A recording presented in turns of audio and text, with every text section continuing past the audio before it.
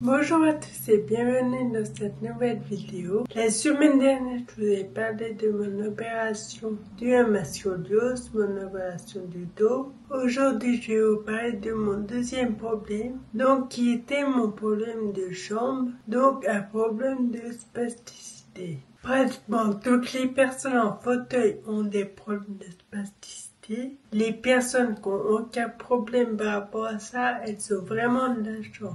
Donc je vais vous raconter l'histoire dans l'ordre chronologique, comme j'ai fait du coup pour mon dos, et vous allez voir que ça s'est vraiment passé en même temps. Donc les problèmes ont commencé pendant l'été 2022. Enfin, les problèmes, c'était pas encore des problèmes. Plutôt, les premiers symptômes ont commencé pendant l'été 2022. Donc en fait, je sentais de plus en plus que mes jambes se crispaient. Elles se crispaient à chaque fois que je faisais un effort. Donc que ce soit pour rouler, pour avancer en fauteuil, ou bien quand je levais les bras, ou même quand je parlais. Enfin, vraiment, pour chaque effort que je faisais, ça se répercutait du coup sur mes jambes. Donc là, ça le faisait vraiment sur mes deux jambes. Quand je dis qu'elles se crispaient, c'est difficile d'expliquer, mais en gros, j'avais le muscle sur la cuisse, sur les cuisses du coup, qui se crispait tout seul. Aussi, le muscle du mollet. Mon pied se mettait tout seul sur la pointe du pied. Genre en gros j'ai les doigts de pied et mon pied se levait comme ça. En gros je faisais des pointes. Mon pied faisait des pointes tout seul et ça me faisait mal. Ça devenait tout dur, ça se crispait. Et ça, du coup, ça me faisait de plus en plus mal, puisque ça me faisait de plus en plus. Donc en été, en juillet, août, c'était vraiment uniquement le fait que mes jambes se crispaient, mais on va dire que mes jambes restaient encore normales. Sauf qu'à partir d'à peu près du mois de septembre, là, mes jambes, enfin surtout que la jambe gauche, pourquoi qu'une seule alors que ça faisait les deux, je sais pas, mais c'était que la gauche qui avait tendance à se raidir toute seule. Elle devenait toute droite, elle tenait plus sur lequel pied et au fait je pouvais pas gérer, je pouvais pas la retenir pliée. Donc la retenir normale sur le pied, elle se tendait vraiment automatiquement toute seule. Donc ça, pareil, au départ, ça me le faisait de temps en temps, mais des fois, elle était raide. Au bout d'un moment, elle se repliait. Voilà, je pouvais quand même faire des choses. Sauf qu'à peu près fin septembre, du coup, c'était de plus en plus. Ma jambe était de plus en plus raide toutes les journées. Elle devenait raide parce que je faisais des efforts, donc comme je vous ai dit au début, je faisais des efforts, donc du coup, en gros, pour que ma jambe reste tranquille, puisse se replier, je devais rien faire, rien du tout. Donc je passais du coup le plus clair de mon temps devant la télé pour que mon corps soit au repos. Et du coup même en faisant ça, ma jambe continuait à se raidir. Donc même quand je faisais rien, elle se relâchait pas. Elle restait raide, toute droite.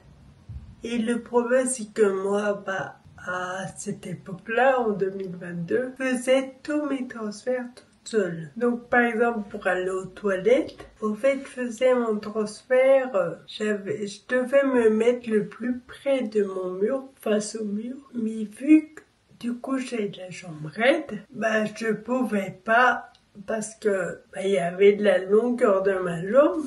Puis qu'en plus moi j'ai des grandes jambes, donc je pouvais pas m'avancer et ça fait que du coup j'étais trop loin du toilette pour faire le transfert. Ou bien le transfert dans ma douche aussi devenait compliqué puisque faire un transfert quand on a une jambe raide, ça complique surtout que moi à la base, j'ai quand même un appui sur mes pieds. Donc durant mes transferts, je me servais de mes pieds. Et en plus du fait que ma jambe soit raide, j'avais aussi des douleurs. Ça me faisait super mal. Et à tel point que du coup, je faisais vraiment plus. Je restais devant la télé. Je me levais le matin. Je me mettais devant la télé jusqu'au soir. Et je me disais même plus à manger parce que du coup pour se faire manger forcément il faut bouger, donc ça me faisait mal,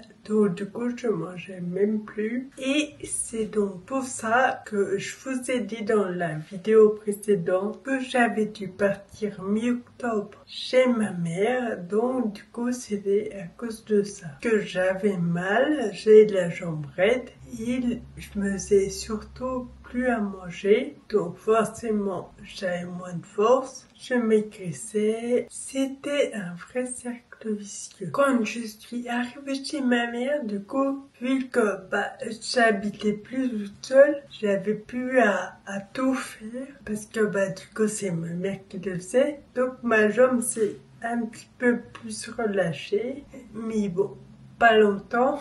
Je dirais peut-être 2 semaines, 3 semaines. Et ensuite, elle est redevenue raide H24. C'était impossible de la plier. J'avais beau plus faire aucun effort. Elle restait toute raide. Mais ma mère, quand elle essayait de la plier, elle n'arrivait même pas. Tellement elle était dure. C'était comme si au fait c'était un vrai bout de bois. Mais carrément une barre de... C'était vraiment impossible à plier. Et en plus de la raideur de la jambe, j'ai vraiment l'impression que au fait ma jambe voulait s'étirer. Elle était vraiment tout droite jusqu'au bout du doigt.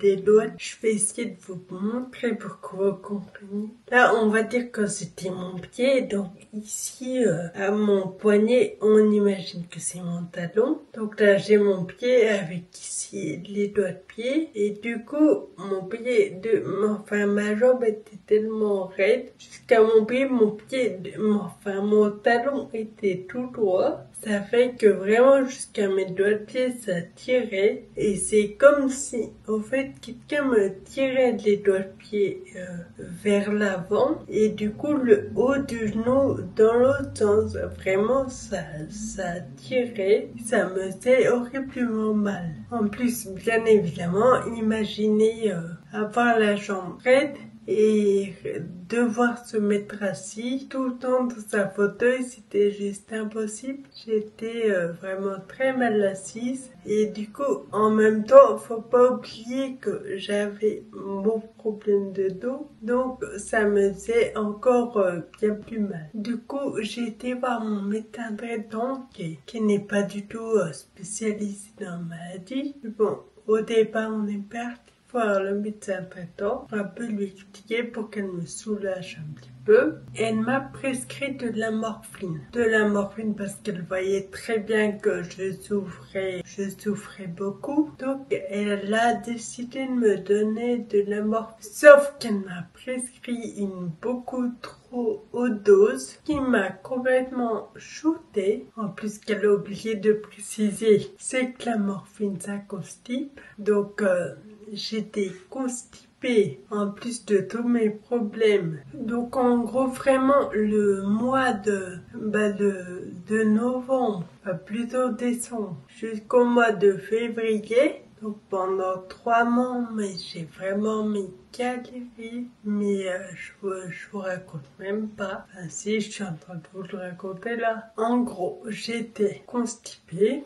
Alitée, j'avais hyper mal au dos, hyper mal aux jambes, je pouvais plus rester assise, j'avais plus de force, j'étais complètement shootée. Enfin, vraiment, c'était rien qu'y repenser, mais je sais même pas comment j'ai fait pour supporter tout ça.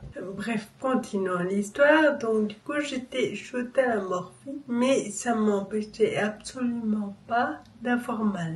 Je dormais pratiquement rien, je passais mon temps à pleurer, à hurler. Du coup, ma mère et mon frère dormait rien non plus. Et un jour, ma mère, elle en a eu marre puisque tout simplement, elle savait plus quoi faire pour m'aider. Du coup, il m'a envoyé en soins intensifs à l'hôpital. Là-bas, je suis restée 10 jours, je crois. Donc là-bas, ils ont ajusté mon traitement. Ils m'ont donné du décontractant musculaire. Je sais plus du tout le nom, mais c'était quelque chose de liquide. Il me donnait quelque chose sous forme de goutte. Et pareil, donc c'est très bien vu que c'était complètement shooté. Donc ils ont continué de me donner de la morphine, mais du coup sous forme de gouttes, et ils ont ajusté le dosage. Donc je dirais que d'avoir été là-bas, ça m'a un peu soulagée puisque du coup ils ont ajusté mon traitement. Je mangeais mieux parce que là-bas c'était assez bon, donc du coup je mangeais bien. Bon, chez ma mère aussi c'est bon, et du coup vu que je passais mon temps au lit, je me levais pas pour manger, alors que là à l'hôpital, je pouvais rester au lit, j'ai mon plateau, j'ai la télé juste en face de moi, donc je dirais que j'étais bien dans ma petite chambre. Mais bon, évidemment, les douleurs étaient encore là, et surtout la raideur de ma jambe aussi. Quand je suis partie du coup en soins intensifs, c'était environ mi-décembre, donc Noël approchait. Noël et le Nouvel An, enfin les fêtes de fin d'année. Et du coup, ils ont décidé de me faire rentrer, mais sans retour. C'était en gros pour moi de dégager. Et bien évidemment, qu'est-ce qu'ils ont fait? Ils ont demandé à ma mère de me reprendre chez elle et de se débrouiller. Donc, une nouvelle fois, retour chez ma mère. Donc ensuite, moi en fait, je savais pas trop que ça venait de la spasticité, puisqu'en fait, jamais aucun médecin m'en avait parlé. M'avait dit que c'était à cause de ça. Donc je sais pas trop. Moi et ma mère pensaient la même chose. On se disait que ça devait venir à cause de mon dos, vu que mon bassin était complètement tordu, que ça devait en gros pousser du côté de ma jambe. On pensait que c'était à cause de ça. Du coup, on disait un peu que une fois que je serais opérée du dos, tout s'arrangerait, tout irait mieux. Donc des soins intensifs jusqu'à l'opération le 14 février. Tout a été pareil. J'avais mal, j'avais la jambe raide, je dormais pas, je pleurais tout le temps. Enfin, c'était vraiment la même chose. Donc je pleurais à cause des douleurs de la jambe, mais aussi à cause des douleurs du dos. Sauf que le jour de l'opération est arrivé, strictement rien s'est arrangé. Enfin, si, mon dos s'est arrangé, mais pas du tout ma jambe. Elle était toujours aussi raide, j'avais toujours aussi mal. D'ailleurs, à l'hôpital, ils continuaient à donner le traitement que je prenais, qui faisait pas grand chose, mais bon, qui me soulageait quand même un peu. Et du coup, vu que j'ai dû rester là-bas pendant un mois, vu que j'attendais un centre de rééducation, ils ont décidé de faire venir le service antidouleur pour me soulager un petit peu de temps que je reste à l'hôpital. Donc pour commencer, ils m'ont fait prendre 3 médicaments de baclofène. Donc le baclofène, c'est un médicament spécial contre la spasticité. Et en plus de ça, ils m'ont fait essayer des TENS. En gros, des TENS, c'est des électrodes pour soigner la douleur, mais sans prendre de médicaments. C'est un petit peu la même chose que prendre un Doliprane. Quand on a mal quelque part, du coup, on prend un Doliprane pour calmer la douleur. Sauf qu'un Doliprane, c'est un médicament qu'on doit avaler et qui passe dans le corps. Alors qu'un Le TENS,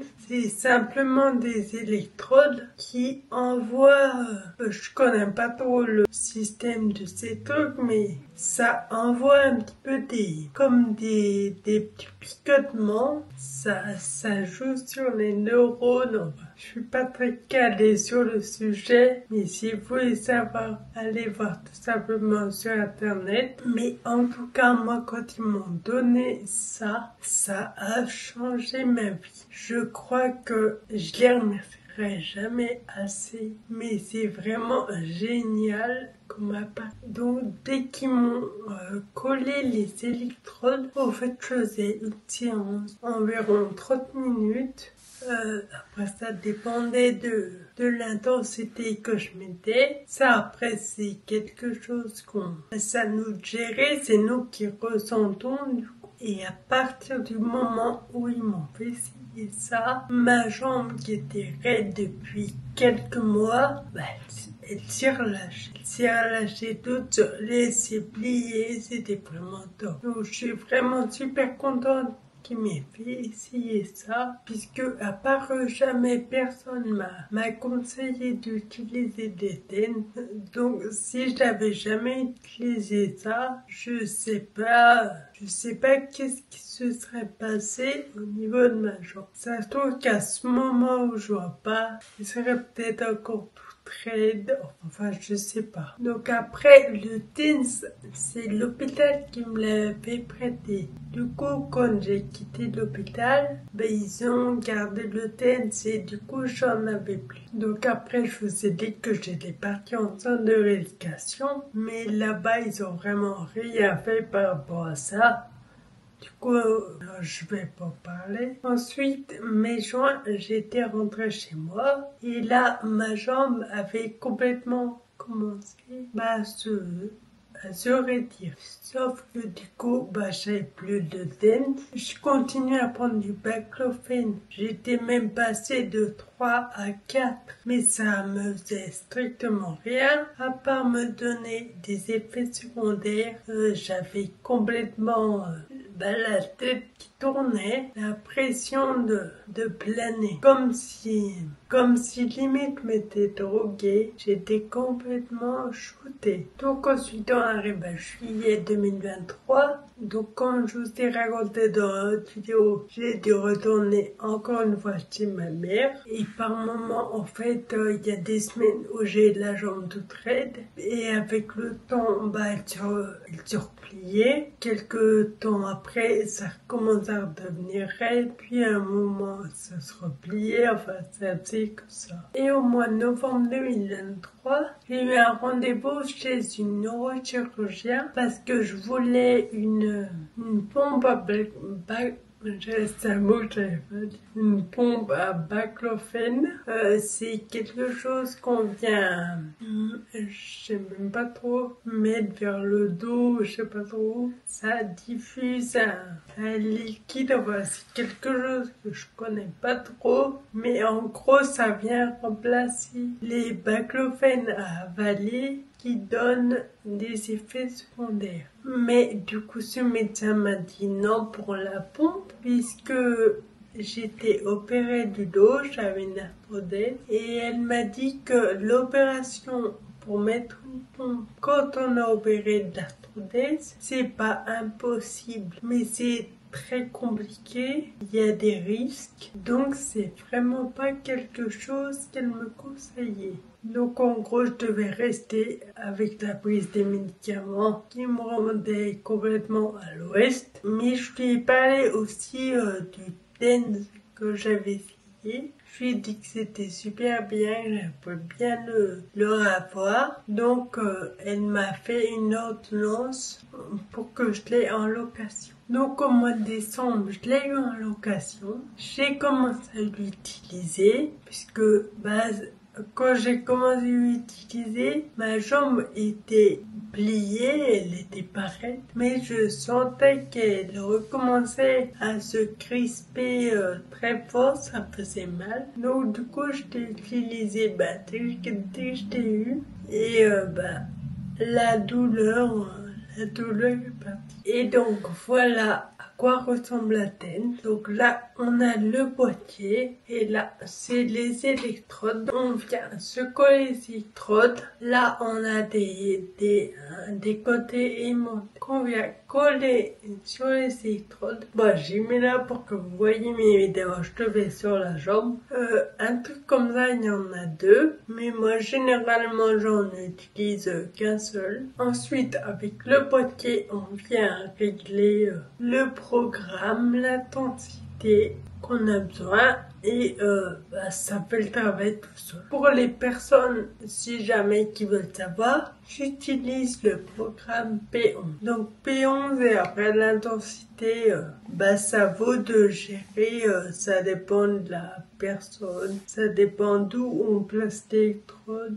Oui, vraiment ça, faut de voir. Je vous mettrai en photo donc le dos de l'appareil avec la référence pour que vous voyez la référence de l'appareil si jamais ça vous intéresse. Donc sinon cet appareil c'est vraiment quelque chose que j'utilise souvent dès que je sens que j'ai un peu mal à la jambe. Au mois de décembre, j'ai eu un rendez-vous chez un neurologue. Donc c'est un neurologue spécialisé dans ma maladie. Donc je lui ai parlé du TENS qui était super bien. Par contre je lui ai parlé des baclovènes qui je trouvais servent à rien puisque même en prenant 4, j'avais toujours la jambe qui se raidissait. Donc je lui ai dit que j'avais limite envie d'arrêter et il m'a pas dit que c'était une mauvaise idée, pas que c'était une bonne idée non plus. Enfin, il m'a trop rien dit. Donc, j'ai décidé toute seule. Il m'a également conseillé de faire des injections de Botox, donc de toxine botulique. Donc, du coup, dans les jambes, c'est pas du tout quelque chose d'esthétique, c'est vraiment médical. Donc pour ça, j'ai rendez-vous au mois de juin, donc je peux pas vous en parler pour l'instant. Donc en gros, pour le moment,